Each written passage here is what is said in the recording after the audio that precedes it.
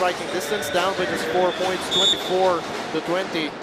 Reynang Batak and the rest of the Knights hoping to match the energy pinapakita ni Jovi de la Cruz and the rest of the Stags dito sa ating first half. Welcome back to the San Juan Arena. James Velasquez kasama si Renren Retuala and Denise Tan. NCAA Season 98 at sa inyo no Sports 5. Calvo gives it to Jamil Gabawan. Outside, Kier Quinto looking for an opening. Spots Gabawan inside who is fouled. Ganda ng role niya. Medyo late yung isang Stag doon sa help defense. Butas sa butas. Ang depensa ng Stags.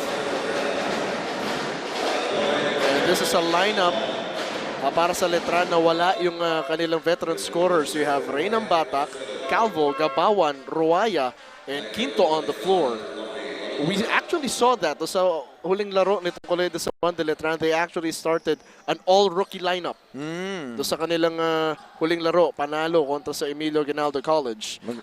It was a weak start, pero bumawi naman. Pumasok na sina Kevin Racal. But the important thing about that was that it gave confidence to guys like Daryl Singuntinko, Chester Saldua, sina Kier Quinto at si Reynang Batak na mukhang maaasahan as the primary playmaker on the floor. Magandang sign yan para sa Letran Knights. Coach Caloy Garcia giving confidence sa mga rookies sila kasi alam niya na kakailanganin mo ang bench mo pag lumayo-layo kayo sa season na to. Katulad yan, dito kakasabi ko lang kanina. Ang ganda panoorin ng San Sebastian, if they're making stops and finishing the fast breaks, they get easy points. Now they're up by 24. The score is 26-21, they're up by 5 points. They go to the post. Mawan getting to work against the double team. Batak gets the rebound. Ruaya with a mid-range jumper. Wide left, pero fresh 24-second shot clock para sa Letran. And Batak open. Oh, makes them pay. Tagal niyang open doon. Siguro mga 2 seconds bago siya naka-recover Stags doon. Para i-challenge yung tira niya. So talaga nakaset siya para sa 3-point shot. Oh, that's traveling. Michael Calisan called for steps. Inulit pa niya eh. Traveling pa rin pagkaulit niya. So still dancing to the wrong tune. Ito si Michael Calisan. If I'm not mistaken, he was a member of the Juniors Mythical 5 when he was with the Juniors program ng San Sebastian College. Okay ito mga San Sebastian. They're going straight to the seniors division nila, no? The same with most of the players ng Letran. Tulad ni Reynang Batak. Quinto tried to get it to Gabawan but overcooks the pass. Kala niya 6'7" si Gabawan. Ang taas ng pasa. Pati siya nagulat eh. And Quinto after another turnover, papalitan muna dito ni Von Tambeling. Tambeling was a key fixture off the bench last season para sa Colegio San Juan de Letran. Young handoff. Octose from way downtown. It's nothing. Medyo malayo yung tirang yun. Buti nakatumama pa sa harapan ng ring. Octose has been known to fire shots from almost anywhere on the floor, short of the other side of the court. Kasi Jamil Octose has that range, but I remember a report a few games ago or back in the first round that kasi Octose has been trying to nurse a back injury. Yes. Not 100%. It was si Jamil Octose for season 9. Yes. I think kaka-recover niya lang from that back injury. Tapos, the first time I covered San Sebastian, they were so impressive. Ito si Ortuse was hitting like those shots, yung mga ganong kalala yung tira. I wasn't surprised that he took that shot. Just 4 seconds left to shoot. Para sa San Sebastian College, Recoletos. De La Cruz looking to drive. Has to heave. Short on the shot. And Calvo with the rebound as we turn it over to courtside with Denise Tan. Alam nyo guys, kung yung ibang players o ibang lalaki medyo nahihiyak, nakikita sila o nalalaman sila umiiyak. Aba si Jamil Ortuste, walang paundangang inamin na every single time daw na natatalo sila, talagang iniisip nyo yun at the end of the day. At more often than not, talagang naiiyak siya dahil ganun siya kaapektado sa mga nangyayaring laban. And it's so frustrating daw that even if he gives it their all, talagang kinukulang at kinakapos pa din sila. Kaya nga daw ngayon, talagang gagawin nila ang lahat para makabawi. And finally, kahit hindi sila makapasok sa Final Four, maiangat nila ang kanilang mga ulo at maging proud pa rin na suot nila ang jersey ng San Sebastian. Balik sa inyo, James and Renren. Maraming salamat, Denise. Interesting insight dito kay Jamil Orcoste. You know, the emotional toll, that's one more thing na pinagdadaanan ng mga college players. Yes, kasi yun yung sinasabi natin, yung pride and honor. You're wearing your school's jersey. I mean, how do you represent the school? Siyempre, sobrang proud ka if you're San Sebastian Stags or the Letran Knights. Talagang represent it talagang tataas noo. And a 2-point lead para sa Colegio de San Juan de Letran, 28-26. The veterans stepping up. Jamil Gabawan getting that one to go. Off foot, right-handed layup, all good for the veteran. It's always good to be young and talented. Tulad na lang ng guard core nitong Colegio de San Juan de Letran, talking about Mark Cruz and Reynam Batak, two players out of their juniors program who went on to the seniors. And so far, Mark Cruz has been leading the way the last few years, and Reynam Batak looks ready to take on that role as well. Wow, they're scoring 14 points and 15 points. Grabing firepower yan ito para sa Letran Knights. Kasi yan maganda. Galing sila sa high school program nila, tapos nag-step sila sa college and seniors division. Talagang mahal na mahal nila school niya pagdating sa mga ganyan. Yun nga lang, kahit na kumakanak, yung mga gwardiya ng Letran, of course, they're still missing the inside presence of Raymond Almazan that has been evident throughout the season. Malaking kawalan talaga pag big man ang nawala sa'yo. Like what we were talking about in the production room, as a foul is given up, isipin mo yung nawala dito sa Colegio de San Juan de Letran. You lost Kevin Alas after season 88 and then Raymond Almazan after season 89, easily two MVP contenders. Yeah. So it really has to be that collective effort para sa mga Knights to try and compensate for the loss of Alas and Almazan. Yun yung challenge sa mga taga-Letran Knights. Kung sino magsa-step up, who's willing to take that lead again. Kung nawala mo yung si Almazan or nawala mo si Kevin Alas, there's an opportunity for other players to step up. Yan yung maganda sa college team. Montambeling showing no fear against CJ Perez, taking him to the rim, fishing a foul. And he extends the lead with that first free throw.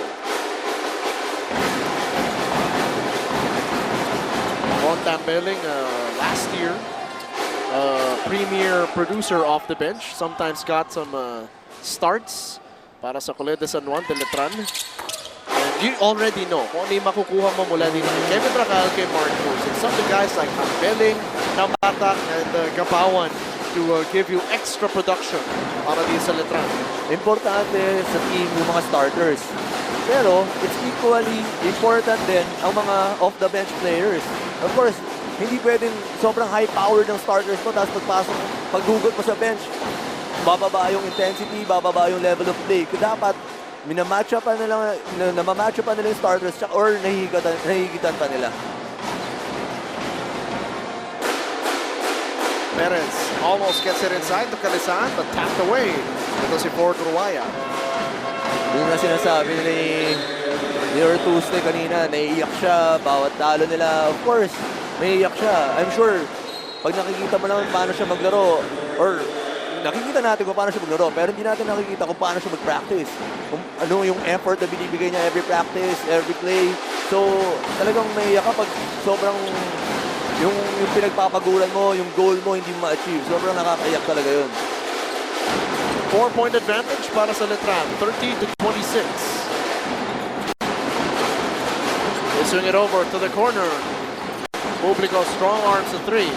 John Calvo nakakuha ng rebound. Smallest man on the floor with a pull-up. Oh, bounces in and out, pero a foul whistle on the floor. Mananatili ang bola sa Letran. Oh, nanulak si Perez sa ilalim ng court. May tumatalsik na Letran light na si Batak. Oh, you got 3 personal foul. Itong si Perez. That's huge. Calvo popping out of a screen. Putting it the jumper, into the rebound. Ranzelion barreling inside, misses the layup, and Ray Publico holds it down. Yung, sayang. Dapat nag-extra pa siya kay Perez. Ang bilis si Perez. He was there already sa paint. Belling trying to drive, but called for steps. if anything, para dito kay Von Tambeling, kailangan ma-appreciate mo na he's being aggressive. Kung may CJ Perez na aggressive slasher sa kabila, Von Tambeling is fulfilling that role para dito sa Colegio San Juan de Letran. Sa isang team talaga, kailangan merong spark plug eh. Pag off the bench ka lalo, kailangan meron talagang, kunwari nag-struggle yung starters mo, sobrang importante na merong mag-pick up ng pace pag gumugot sa bench. CJ Perez will take a breather. Mukha pa kailangan ng breather niya, nag-sprint pa papunta ng bench. Ivan Camasura now in the game para San Sebastian. Veteran guard. Parang dito sa Golden Stags. Camasura trying to dance with the defense. Takes it inside, off the glass, too strong. Put back at net, di pumasok, and Nambata comes away with it. Sayang yung tirang yun. Cruz settling down the troops. Binigyan ng screen ni Kier Quinto. They swing it over to Nambata with 9 left to work with. Nambata fires from long range. Publico taps it, but to the wrong man.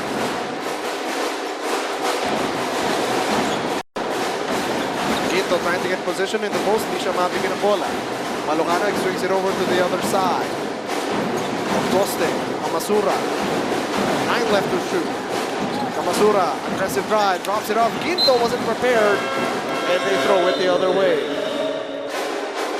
Ayan, papasok na si Kevin Racal. Kailangan na nila dagdagan yung kalamangan nila. Nag-text pala ang wife ko sa akin. Sabi sa akin, so, siyang kulay niyan. Wife. So, sinasabihin mo, uso ngayon daw yan. Gusto siguro mapabate. Thank you for the caller lecture. Here's Racal from the corner. Favorite spot, but misses the shot. Dito nakakuha ng rebound. De La Cruz looking to run. Here's the captain of the Stags. Sets up Palucanag, but it's denied. Ganda ng transition defense ng Letran doon. Tambeling to Publico. Carving some space, denied. Both teams exchanging stops. Quinto on the attack. Couldn't get the layup. Big man running down the floor. Siya pa yung nagdadala ng bola. Ganun talaga mangyayari. Both teams actually on the trap. Napako na yung score natin, 30-26. And finally, Letran buys a bucket. Narinig ka. Binigyan ka tuloy ng isang 3-pointer. Letran is up 33-26. 3 minuto natin tira sa ating ikalawang yugto. Toste. Jovin gets it on the handoff. Cruz almost gets a steal. Letran scrambling on defense. Jamil Ortoste spots Quinto inside and is fouled. Wala ka na magagawa pag nandun na si Quinto. Kundi hard foul dapat. Kasi kung hindi mo siya hard foul, that's 2 points. Easy 2 points for him. Fast and furious action. We'll need a timeout. 33-26 lead. Back in a moment. We're back here from the San Juan Arena for NCAA Season 90. You know guys, sometimes almost is really never enough. At yun nga yung sinasabi ni Coach Caloy Garcia.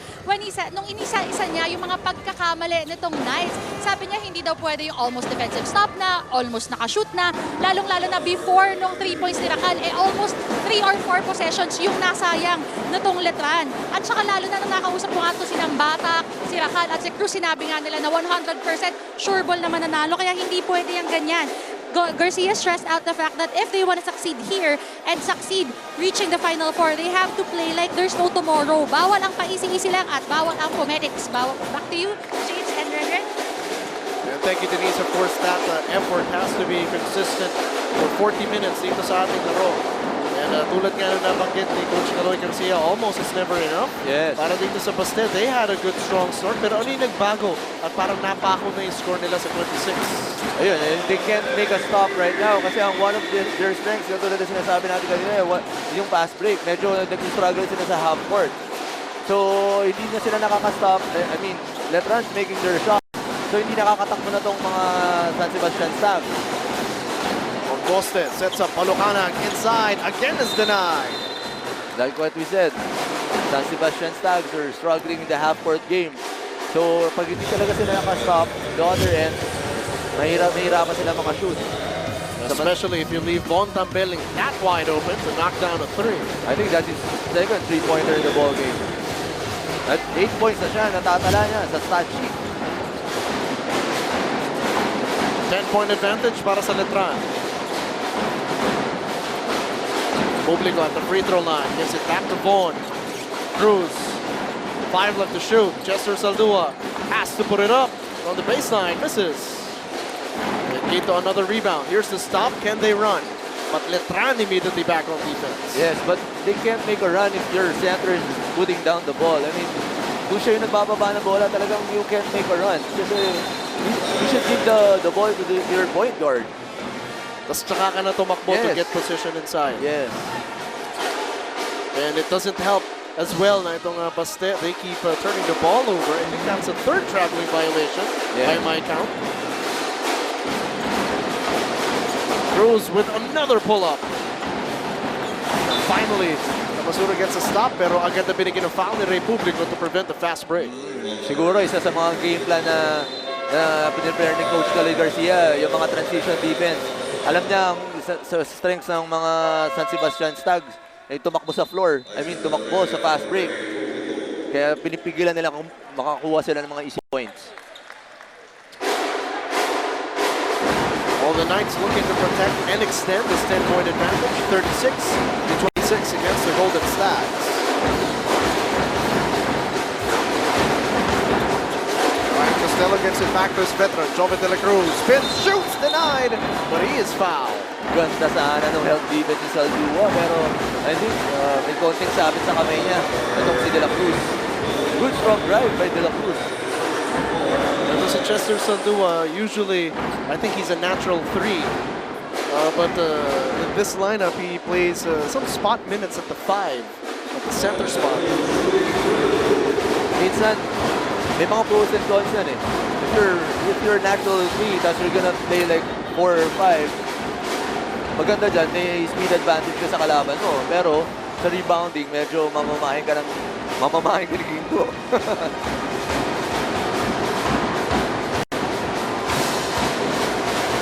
De La Cruz gets a split from the stripe. Cuts the lead down to 9, 36-27. Under a minute remaining in the second quarter.